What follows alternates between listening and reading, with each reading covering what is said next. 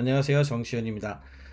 코비드-19 코로나19하고 인공지능과 관련된 버추얼 컨퍼런스가 스탠퍼드 대학의 휴먼 센터드 AI 쪽에서 4월 1일 날 열렸었는데요. 이번에 세 번째 리뷰가 되겠고요. 음, 버추얼 웹사이트, 버추얼 컨퍼런스 자체에 대한 풀 리포트가 있기는 한데 그 중에서 괜찮은 것만 골라가지고 리뷰를 해드리고 있어요. 두 개가 지금 현재 올라갔는데 두 개의 리뷰는 세션 1에 해당하는 거, 조금 커다란 거시적인 관점 보는 거였고요.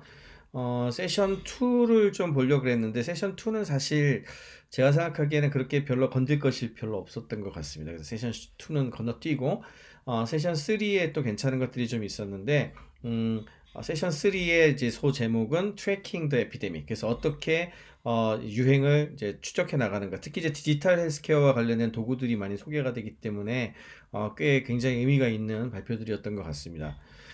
오늘 소개해드릴 발표는 이제 하버드대학교의 이제 보스턴 칠드런스 호스피털에 있는 존 브라운스타인이라고 하는 분 교수님께서 발표하신 내용이고요. 저는 굉장히 지금 흥미롭게 들은 게 디지털 에피데미올로지라고 하는 게 있더라고요.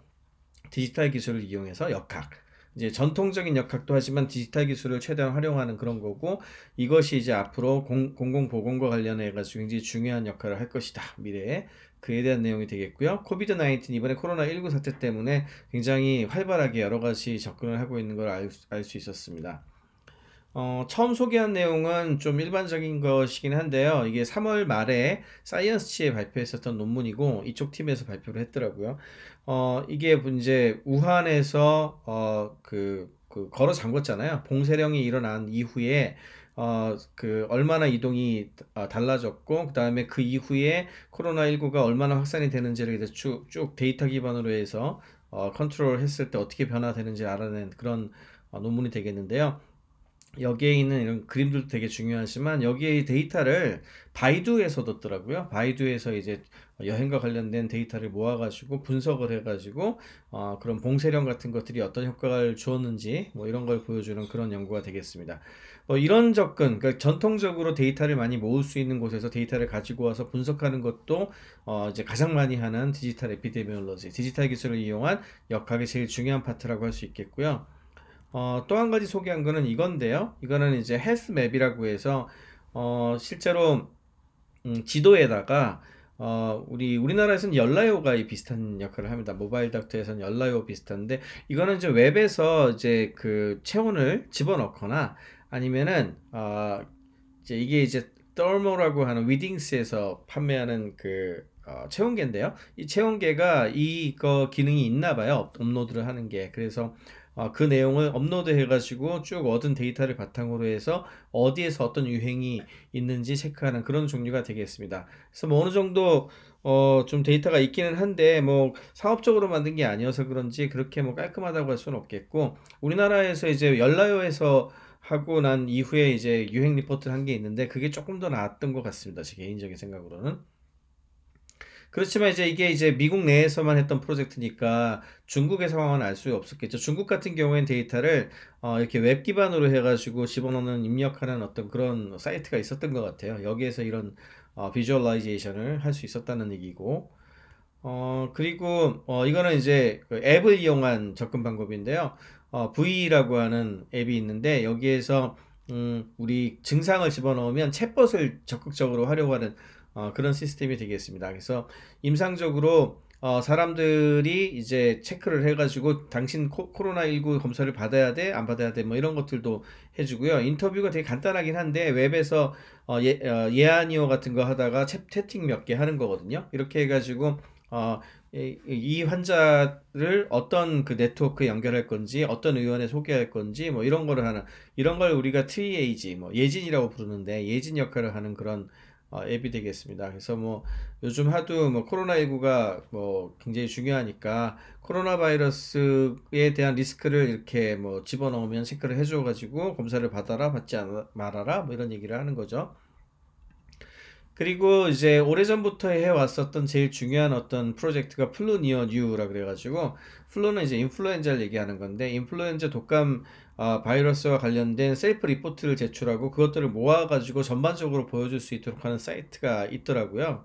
그래서 이게 이제 위클리로 그 각각의 그 자원자가 리포트를 상세하게 이제 낼 수가 있는데 그렇게 하면 그것들을 케이스를 모아가지고 전체적으로 보여주는 게 되겠습니다. 이 사이트를 제가 한번 들어가 봤는데 이거거든요.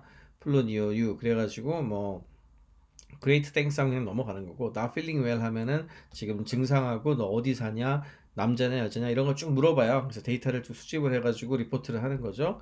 네, 그러면 이제 이거 모아가지고 보시는 것처럼 이제 미국 내에 어느 지역에 어디가 지금 이렇게 많이 발생하고 이런 거를 볼 수가 있고요.